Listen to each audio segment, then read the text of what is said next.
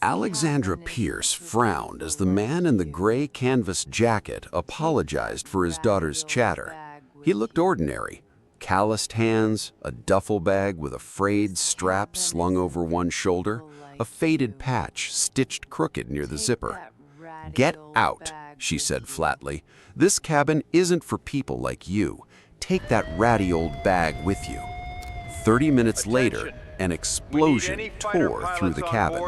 "Attention, we need any fighter pilots on board to come forward immediately." Alexandra froze. The man she had just humiliated stood up. She had thought he was nobody, but at 34,000 feet, he was about to be the only thing standing between 161 people and the ground. If you enjoy stories where everything changes in an instant, subscribe and stay with us. Now, let's go back to the beginning. The morning had started like any other at Seattle-Tacoma International Airport. Rain traced silver lines down the windows of Concourse C. Alexandra Pierce, 34, Chief Executive Officer of Sentinel Aerodyne Group, stood in the priority boarding line at gate C14 with a leather carry-on and a phone full of contract red lines. Her blonde hair was pulled into a low, severe knot. Her charcoal suit had cost more than most people's monthly rent. She had a 3 p.m. signing at Halbrook Propulsion Systems offices on West 52nd Street in Manhattan, and the merger, 11 months of work, would either close today or collapse. 3 people ahead of her, a man crouched to tie his daughter's shoe. He wore a plain gray jacket over a faded shirt, jeans worn soft at the knee, boots scuffed from years of standing on concrete instead of carpet. Over his shoulder hung a duffel bag, canvas gone thin at the corners, its strap mended once with a clumsy hand stitch. His daughter, maybe 6, clutched a stuffed rabbit with one ear chewed soft and bounced on her toes. "Daddy, are we going to fly higher than the birds?" "Higher than most of them," he said quietly. "Remember, quiet voice on the plane. Buckle up when the light comes on." "Quiet voice," she repeated like a solemn oath. At the counter, the gate agent slid 2 boarding passes across. "Mr. Carter, your miles bumped you and your daughter to first class today, seats 2C and 2D. "Thank you," Williams said. "She's never flown up front." Behind her, Alexandra's jaw tightened. Another charity upgrade, another airline handing out premium seats for optics when people who actually paid full fare got bumped to coach. She made a mental note to raise it with Sentinel's fleet partnerships team. Airlines that treated first class like a public relations prop weren't the kind of carrier she wanted her name associated with. She boarded early, took the window at 2A, and had her laptop open before the rest of the cabin finished filling in. The Halbrook contract filled her screen, 41 pages of integration deadlines her legal team had been fighting over for 6 weeks. Halbrook's CFO had made the terms clear: deliver the signed agreement today or the deal was off the table. A small thud hit her tray table. Astrid Carter had stumbled reaching past her father into the row, and her stuffed rabbit had landed square on Alexandra's keyboard. "I'm so sorry," William said, already reaching for it. "Astrid, careful." "It's fine," Alexandra said, in a tone that made clear it wasn't. She picked the rabbit up by one ear and held it out without looking at the girl. William took it with a murmured apology and guided Astrid into seat 2D. A minute later, Astrid kneeled backward against her seat, peering over the headrest. "Do you fly a lot?" "Yes," Alexandra said, not looking up. "My daddy used to fly planes too, really fast ones." "Turn around, sweetheart," William said gently, a hand on her shoulder. Alexandra didn't answer. She had 9 hours, a merger worth $400 million, and a board chair who had already texted her twice that morning. She had no patience left for a stuffed rabbit on her keyboard or a man's mended duffel bag brushing her armrest as he lifted it into the overhead bin. worn canvas, a strap re-sewn by hand, a faded patch half hidden by wear, like it had spent a decade in places not like this cabin. She looked at him directly for the first time, set down her coffee, and said it loud enough for the row behind them to hear. "Get out. This cabin isn't for people like you, and take that ratty old bag with you." William Carter didn't move for a moment. He looked at Alexandra with an expression that wasn't anger, something closer to recognition, like he'd met her kind before and knew exactly how the conversation would go if he engaged. "We were assigned these seats, ma'am," he said quietly. "I don't want any trouble." "I don't care what you were assigned." Alexandra's voice stayed level, cold. A flight attendant appeared in the aisle before William could answer. Her name tag read B. Nolan. She was 28, efficient, 3 years on this route, and she'd learned to read a cabin the way pilots read weather. "Is there a problem here?" Beatrix asked, though her eyes had already taken in the boarding passes still clutched in William's hand. "No problem," William said. "We'll take our seats." "Ma'am, Mr. Carter and his daughter are ticketed for 2C and 2D, Beatrix said to Alexandra, polite but firm. "They're welcome in this cabin, same as anyone." Alexandra said nothing. She turned back to her laptop, jaw set, and did not look up again as William settled Astrid into her seat and buckled her in with quiet, practiced hands. Beatrix crouched by Astrid's row a moment later. "First time up front?" Astrid nodded, still rattled, clutching her rabbit. "Well, you picked a good day. Clear skies most of the way." Beatrix handed her a small pack of crayons and a coloring sheet shaped like a cloud. "In case you get bored." "Thank you," she whispered. She looked up at her father. "Daddy, can I draw you a plane?" "Absolutely," William said softly. Beatrix straightened, glanced once at Alexandra's rigid profile, and moved on without a word. The plane pushed back from the gate at 7:05. Captain George Ellison's voice came over the intercom, warm and unhurried. "Morning, folks. This is your captain. We've got a smooth run planned to JFK, about 5.5 hours, cruising at 39,000 feet. Sit back and relax." In the cockpit, First Officer Daniel Reyes ran the pre-flight checklist. He was 31, sharp, technically sound, but his logbook was mostly calm weather hours. He'd never worked a dual system failure, never fought a jet down with compromised controls. Ellison had 30 years in the left seat and had flown through ice storms over the Great Lakes and thunderheads over the Rockies, but this morning his eyes were faintly red-rimmed. He'd taken an allergy tablet 2 hours earlier, and the drowsiness was starting to gather at the edges of his focus. "Everything nominal," Reyes said. "Good, let's keep it boring." The jet climbed out over Puget Sound. Below, the Olympic Mountains unrolled in gray and green. Astrid pressed her nose to the window, counting clouds under her breath. William watched her with quiet pride. This trip was supposed to be simple, a gift, nothing more. She deserved something beautiful after the year they'd had. 2 years earlier, her mother had died in a house fire while William was deployed overseas. The guilt of not being there still sat in his chest like a stone he carried without complaint. Astrid was resilient in a way that sometimes worried him. She drew pictures, asked endless questions, built elaborate towers out of anything she could stack. She was the only reason some mornings made sense to him at all. Behind them, Alexandra's phone buzzed. A message from Preston Calloway. "Don't screw this up. Halbrook's lawyers are already in the building." She typed back a short reply and felt something tighten low in her stomach that had nothing to do with the merger.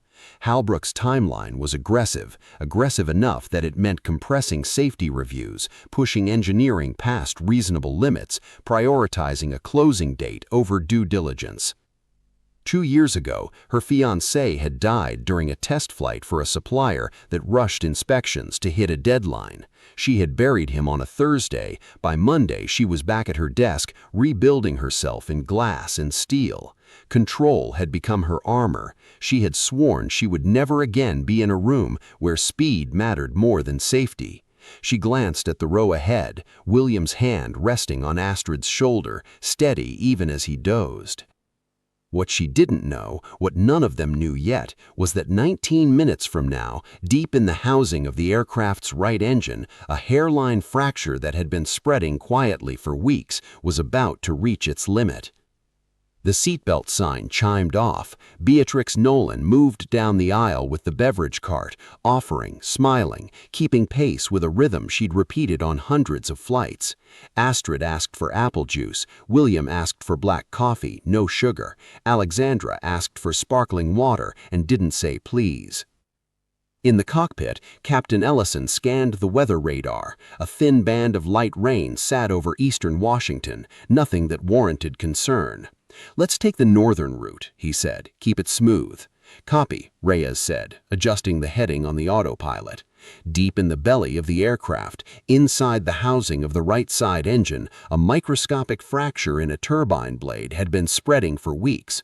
The part had been installed 14 months ago by a contractor working under a compressed maintenance schedule at a regional facility outside Everett, Washington. The original inspection checklist had been shortened to meet a turnaround deadline. A senior mechanic named Rafael Ortiz had flagged the blade for secondary review before it left the shop floor. The paperwork documenting that flag had been misfiled during a shift change and never surfaced. The crack had deepened millimeter by millimeter, invisible from the outside. Now, at 34,000 feet, with 161 people on board, it was seconds from catastrophic failure.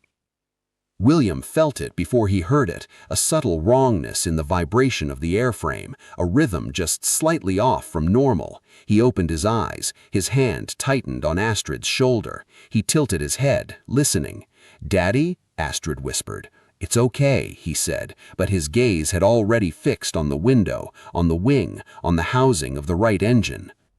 Then came the sound, a sharp metallic crack, followed by a deep grinding roar that climbed into a shriek. The cabin shuddered. Somewhere behind them a woman screamed. The plane yawed hard to the right. Flames licked from the cowling of engine 2. Black smoke streamed into the slipstream. Overhead bins rattled open. In the cockpit, alarms screamed and red lights flooded the instrument panel. "Engine 2 failure," Reyes called out, hands flying across the controls. "Hydraulic pressure dropping on the right." "I've got the aircraft," Ellison said. "Shut down engine 2, fire suppression." Reyes hit the fire bottle release. The alarm for the engine cut off, but the hydraulic warning stayed lit, glowing red. "Captain, we're losing control authority on the right. Rudders sluggish, ailerons compromised." "Trim it out," Ellison barked. Sweat beaded on his forehead. The allergy medication had wrapped his thoughts in something thick and slow, and he hated himself for noticing it now. In the cabin, oxygen masks dropped in unison, yellow cups swinging on their tubes. Passengers screamed. A child several rows back began sobbing. Beatrix moved down the aisle, voice pitched to carry over the noise, but steady, deliberately calm. "Everyone, masks on. Pull to start the flow. Breathe normally. We're going to be fine." She didn't feel fine. She'd run the drills a dozen times. She had never felt a plane shake like this. Alexandra sat frozen. Her laptop had slid off the tray table. Her sparkling water had soaked through her skirt. For the first time in 2 years, she was not in control of anything. Not the meeting, not the merger, not her own hands, which were shaking as she pulled the mask over her face. The rubber smelled of fear and old plastic. She looked toward the cockpit door, closed, sealed, and felt something close to panic she hadn't allowed herself since the funeral. Then Captain Ellison's voice came through the intercom, strained but level. "Ladies and gentlemen, this is the captain. We've experienced an engine failure and are diverting to Boise. I need to know, is there a fighter pilot on board? We need assistance in the cockpit immediately." Silence. A heartbeat. 2. And then, in row 2, William Carter unbuckled his seatbelt and stood. William moved without hesitation. He pulled off his own oxygen mask and pressed it into Astrid's hands. "Keep this on, sweetheart. 4 in seconds, 6 out, just like we practiced for the drills at home. Can you do that for me?" Astrid's eyes were wide, but she nodded, trusting, and pulled the mask over her face. William turned to Beatrix, who was already at his shoulder. "Watch her. Don't let her look out the right side." "I've got her," Beatrix said. "Go." He moved up the aisle toward the cockpit. Behind him, Alexandra watched, her mind reeling. The man in the worn jacket, the man with the mended duffel bag, and the daughter with the stuffed rabbit. The man she had told to get out. He was walking toward the cockpit like he had done it 1,000 times before. William knocked twice on the cockpit door.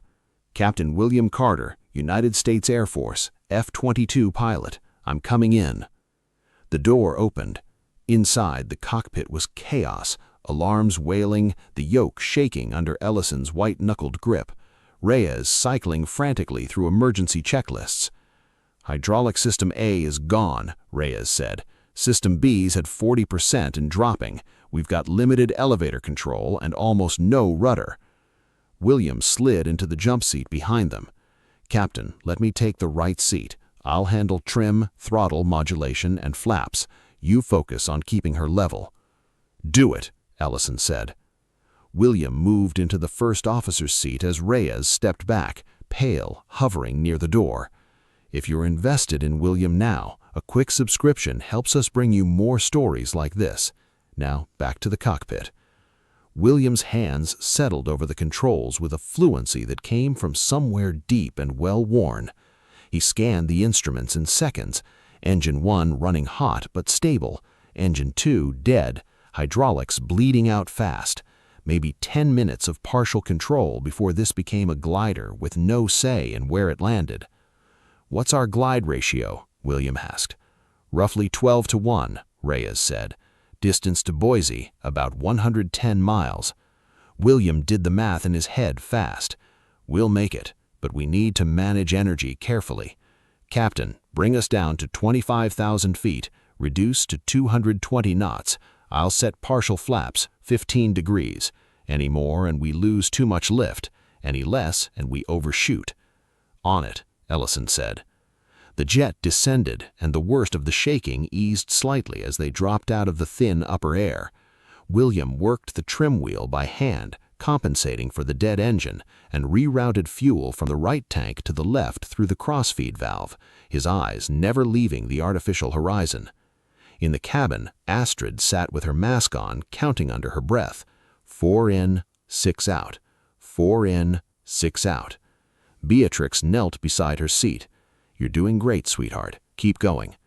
Across the aisle, a woman in her 50s, a schoolteacher from Tacoma named Carol Bishop, watched the little girl breathing with such discipline that it steadied something in her own chest. She began to match the rhythm herself. The man behind her noticed and did the same. It spread, row by row, quiet and unconscious. The screaming stopped. People held hands. The whole cabin began breathing together, 4 in, 6 out, without anyone announcing it or asking. Alexandra sat with her laptop forgotten on the floor, staring at the empty seat where William Carter had been sitting a minute earlier. Her daughter's rabbit had fallen into the aisle. She kept replaying her own voice in her head. "This cabin isn't for people like you." The words sat in her throat like stones now. In the cockpit, Ellison keyed the radio. "Boise Tower, this is Meridian Flight 1847, declaring emergency. Single engine failure, hydraulic loss, 161 souls on board. Requesting priority landing, runway 10 right." "Roger 1847, runway 10 right is yours. Winds are calm, emergency equipment standing by." William checked the descent rate. 900 feet per minute, too fast. He adjusted power on the remaining engine. "Throttle up 2%, nose up 3 degrees. Ellison complied. The descent steadied to 1,000 feet a minute, manageable. Reyes glanced sideways at him. "How many hours you got in jets?" 4,000 in fighters, another 2,000 civilian. These days I'm a propulsion contractor. I troubleshoot engine systems for a living." "Jesus," Reyes muttered. "Don't thank him yet," William said, his eyes on the instruments. "We're not on the ground." The radio crackled again. 1847, Be advised, wind shear reported on final approach, gusts from the northwest 12 knots. Ellison's jaw tightened. He looked over at William. You ever land in a crosswind with no rudder authority? William's hands didn't move off the controls. Once, Afghanistan, 2012, wasn't pretty. Did you walk away? Yeah. Good enough for me. We're almost at the moment that decides everything. If you're still here, subscribe, then watch what happens next. The city of Boise appeared through the windscreen, a grid of streets and rooftops nestled in a valley, and beyond it, a narrow ribbon of asphalt that was about to decide everything. The jet descended through 20,000 feet, 15, 10. Boise's grid of streets and rooftops grew sharper in the windscreen, and beyond it, runway 10R stretched out like a thin promise. Emergency vehicles were already aligned along the taxiway. Fire trucks, ambulances, their lights strobing red and white against the morning haze. The jet rocked as the wind shear hit. The left wing dipped. Hold it steady, William said, flat and even. Don't overcorrect. Ellison's jaw was tight, both hands locked on the yoke. I'm trying. You're doing fine. On short final, I'll manage the power. You keep the yoke neutral, let her settle. They passed 5,000 feet, 4,000. The ground rushed up faster now, cars crawling along the interstate, trees, the airport perimeter fence. Gear down, William said. Ellison dropped the landing gear. 3 green lights confirmed it was locked. The plane shuddered as the drag increased. Flaps to 20, William said. The flaps extended, the nose pitched slightly, and William adjusted the trim to compensate. They crossed the threshold. The airport numbers, painted white on worn asphalt, grew large in the windscreen. Airspeed 200, Reyes called out. Too fast, William eased the throttle back. 190, hold it. The wheels hung 50 feet above the runway. 40, 30.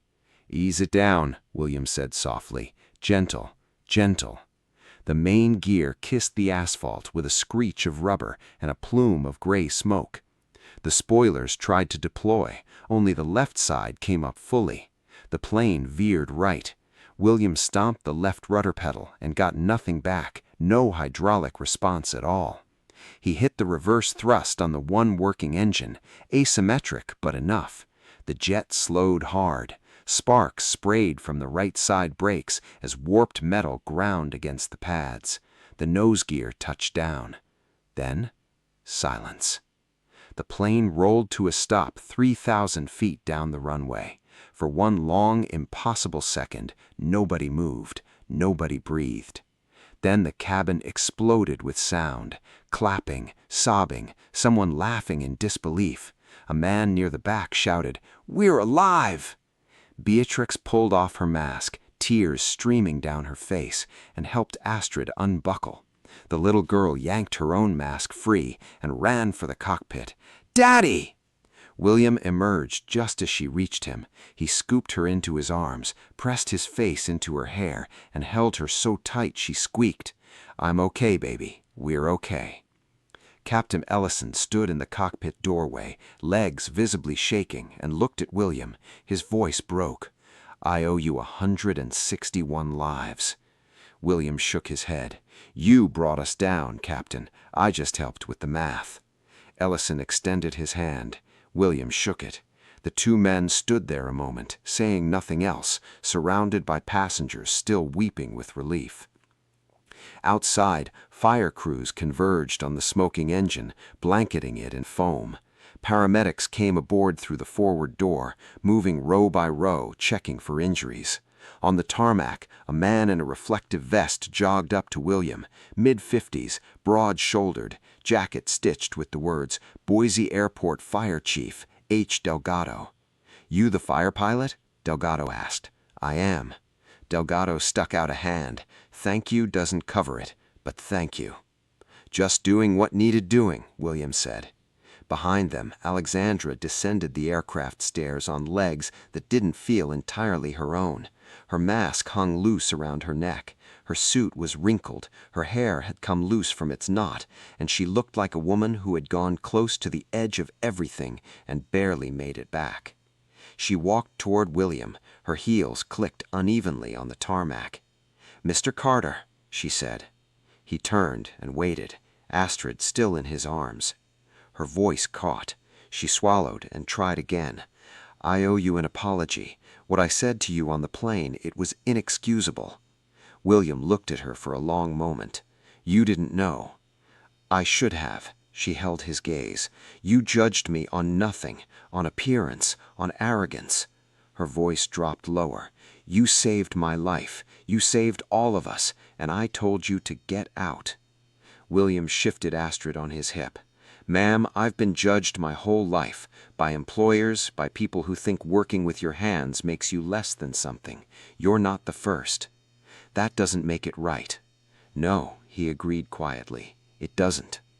They stood there a moment longer, the noise of the airport swirling around them, sirens winding down, passengers being herded toward a waiting bus, someone's phone camera still recording from 20 feet away.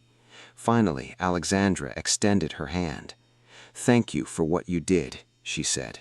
William shook it. His grip was firm, calloused and warm. "You're welcome." A woman in a navy blazer approached, a press badge clipped to her lapel, reading Vivian Hart, National Wire Service, Aviation Desk. "Mr. Carter, can I have a moment?" William hesitated. "I don't think.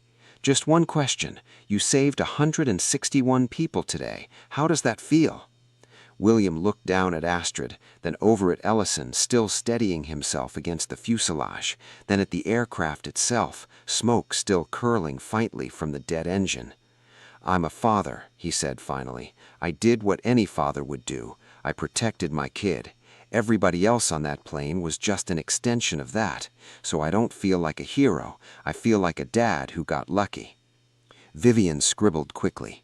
"And you're a former Air Force pilot?" "Yes, ma'am." "Why'd you leave the service?"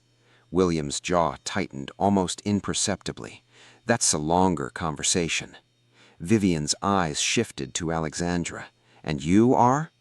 "Alexandra Pierce, CEO of Sentinel Aerodynamic Group." Vivian's expression sharpened with recognition. "Sentinel, the company in talks with Halbrook Propulsion on the new turbine contract?" "Yes." "Do you have any comment on today's engine failure?" Alexandra opened her mouth. Her phone buzzed in her jacket pocket.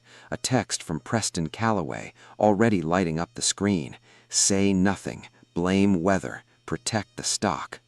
She looked at the message. Then she looked at William, still holding his daughter against his chest, Astrid's small hand curled into the collar of his jacket.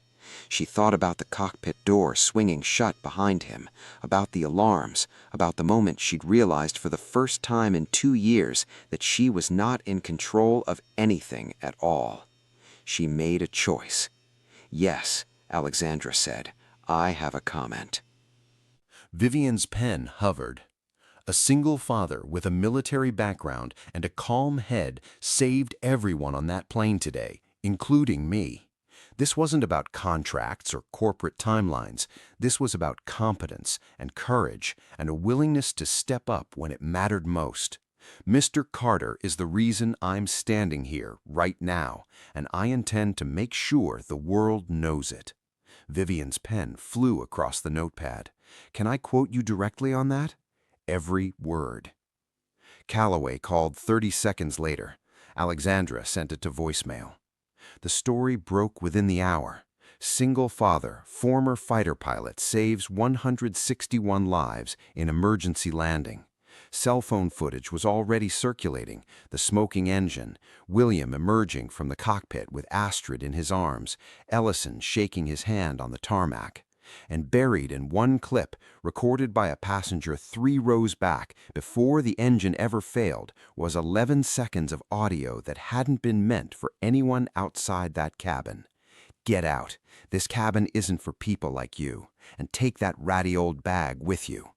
By that evening, it had a name of its own online, the Bag Comment. It ran under every version of the story, clipped and replayed, captioned in a dozen languages. Social media didn't wait for context. Opinion pieces went up within hours. Tech CEO mocks hero before he saves her life. Sentinel Aerodyne's stock dropped 4% in after-hours trading before the market even had time to process what had happened on the plane itself. That night, Alexandra sat alone in a room at the Grove Hotel on West Front Street in downtown Boise, still in the same wrinkled suit, staring at a phone that would not stop buzzing. Messages from the board, missed calls from investors, an email from Callaway with the subject line, "Fix this now," sitting unread at the top of her inbox. She thought about her fiancé, Marcus, and the test flight that had killed him 3 years ago, a supplier who had shaved 2 weeks off an inspection schedule to hit a deadline nobody actually needed to hit. She thought about the 2 years she had spent since then, turning herself into someone who never let anything get close enough to hurt her again, and calling that armor strength. She opened her laptop. She did not call her PR team. She did not wait for legal to review anything. She just started typing. 3 years ago, I lost the man I was going to marry because a company chose speed over safety. I told myself I would never let that happen again.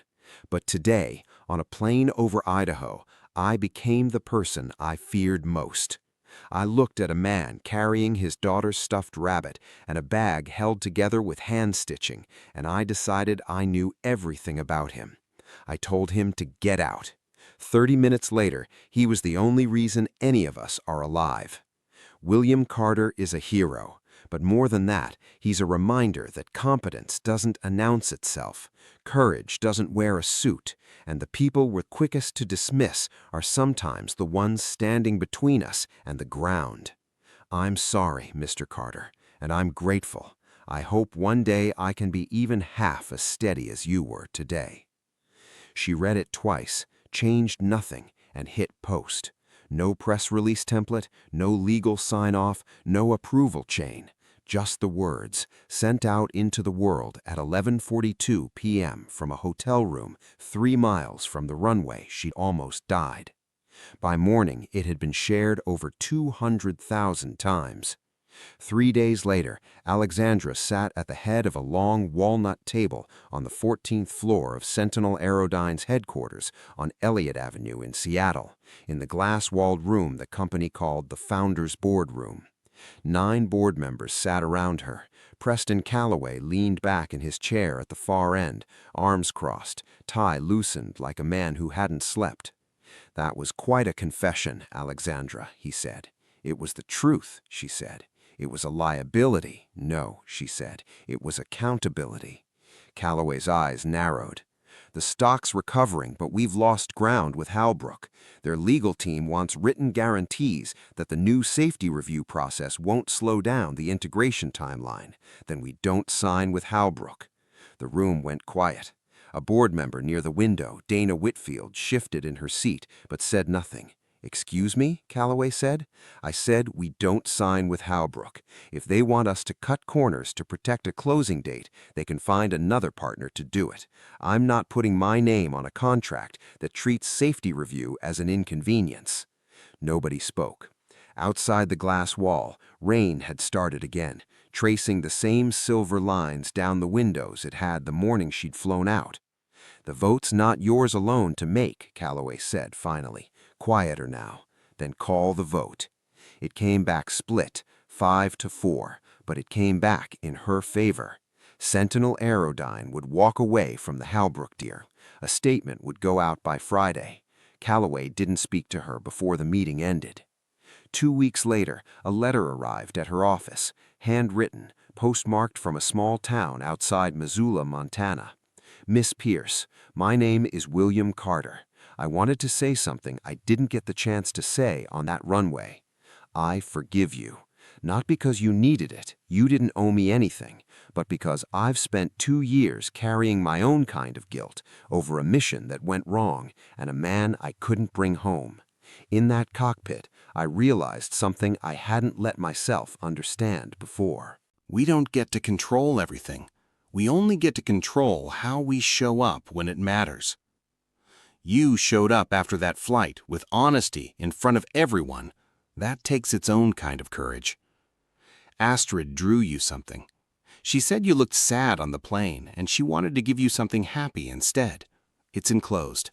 Take care. Will. Inside the envelope was a crayon drawing, a small plane in a blue sky, stick figures holding hands beneath it, and an Astrid's careful, uneven handwriting across the bottom. We're all safe. Alexandra pinned it to the wall behind her desk, where she would see it every morning for the next year. 10 months passed. Sentinel Aerodyne rebuilt its safety review division from the ground up, hiring back 2 engineers who had quietly resigned the year before over corner cutting they hadn't been able to stop. Alexandra sat in on every review board meeting personally now, something Callaway called micromanagement, and the engineering staff, privately, had started calling a relief. She thought about William Carter more than she expected to. Not in any romantic way, she understood that much clearly, but the way you think about a person who has shown you, without meaning to, exactly who you'd stopped being. She sent him a Christmas card in December. He sent one back in January, a photo of Astrid in front of a lopsided snowman, her mended stuffed rabbit tucked under one arm. In February, Alexandra called him directly. "I want to build something," she told him. "A scholarship fund for kids whose parents didn't come home from service, military, first responders, engineers, anyone who gave something up doing work that mattered. I want to name it after you." There was a long pause on the line. "I didn't do it for a scholarship fund, Miss Pierce." "I know. That's exactly why I want your name on it." He was quiet a moment longer. "Astrid's going to want to help pick the design for the certificate, just so you know what you're signing up for. I wouldn't have it any other way." The Carter program launched publicly the following June at the same airport where it had all started, Boise Air Terminal, on the same stretch of runway, 10R, where 161 people had once walked away from a plane that had nearly become their grave. Sentinel Aerodyne had rented the fire and rescue hangar for the event, banners strung along the steel rafters, folding chairs set out in rows facing a small stage. Alexandra stood at the podium in a charcoal suit not unlike the one she'd worn that morning almost a year ago, though this one, she noted privately, felt lighter somehow. "Today," she said, "we are launching a scholarship fund for the children of pilots, engineers, and first responders who have given their lives in service to others. This program is named for William Carter, who reminded all of us, reminded me personally in the worst possible way, that heroism has nothing to do with titles or salaries. It's about showing up when it matters." Applause rippled through the hangar. "We're also announcing a full safety protocol overhaul across every Sentinel Aerodyne partner airline, effective immediately. No more compressed inspection schedules, no more shortcuts to hit a closing date. We owe every passenger who trusts us with their lives more than a spreadsheet." More applause, louder this time. In the front row, William sat with Astrid on his lap, now 7, wearing a dress printed with tiny airplanes she'd picked out herself. She waved at Alexandra mid-speech, unself-conscious, and Alexandra, mid-sentence, waved back before she could stop herself, and the crowd laughed warmly. Afterwards, as the audience filtered towards a reception set up near the hangar doors, Alexandra crossed the tarmac to where William stood near the edge of the runway, holding a small wooden box.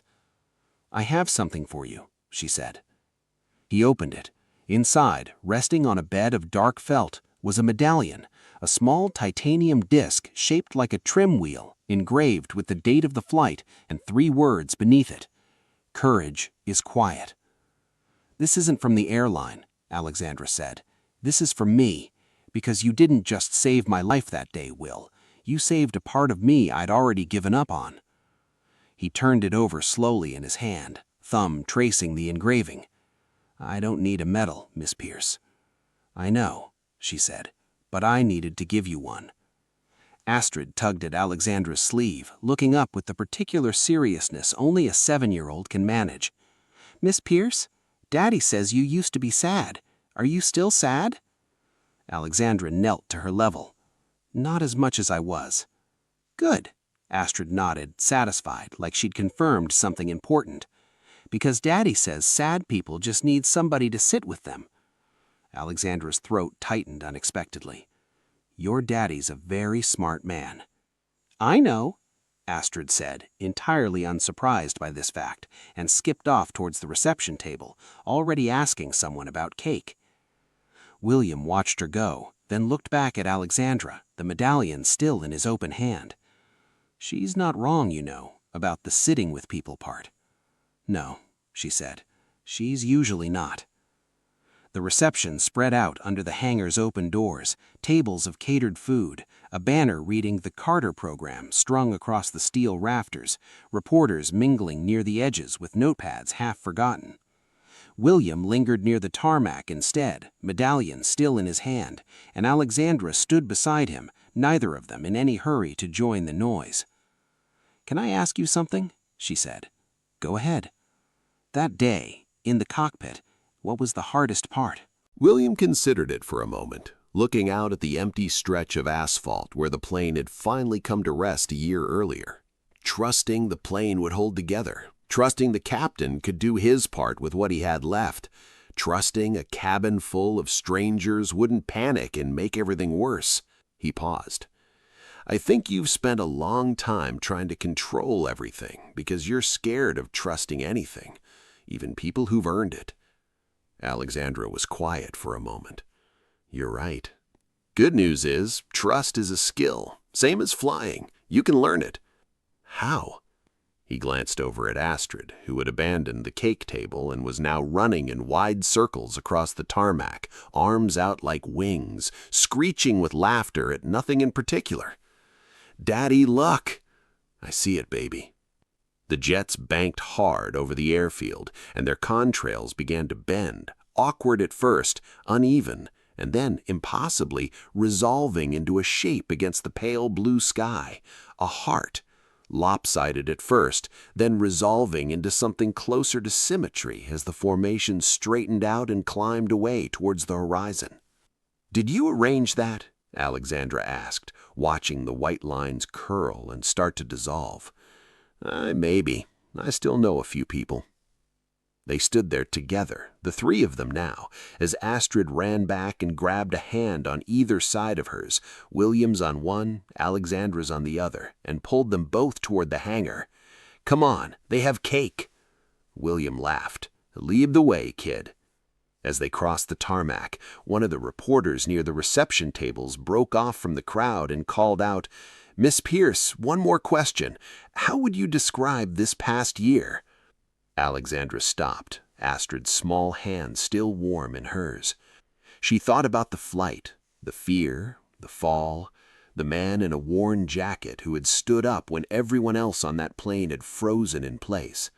She thought about the letter that came in the mail 2 weeks later, the crayon drawing pinned above her desk that she still looked at every single morning before opening her laptop. She thought about the medallion sitting in William's palm, 3 words carved in titanium that had taken her 2 years and 1 near-death experience to actually understand. Some landings are about wheels touching the ground, and some are about hearts touching hearts. This year, I finally learned the difference. The reporter scribbled it down without looking up. Alexandra didn't wait to see what she'd write. She turned and kept walking, Astrid skipping between her and William, already talking about what flavor cake she wanted and whether there'd be enough for seconds. Behind them, the sky stretched wide and gold as the sun dropped toward the mountains west of the valley, painting the last of the contrails in shades of rose and amber before they faded completely, dissolving into nothing, the way most things eventually do. Somewhere above Boise, in the thin, cold air where 4 fighter jets had traced a shape that wouldn't last the hour, a lesson lingered a little longer than the smoke ever did. Greatness doesn't wear a uniform, or a suit, or carry the right kind of bag onto a plane. It just shows up, quietly, when it matters most. If this story meant something to you, subscribe for more stories about courage, redemption, and unexpected heroes.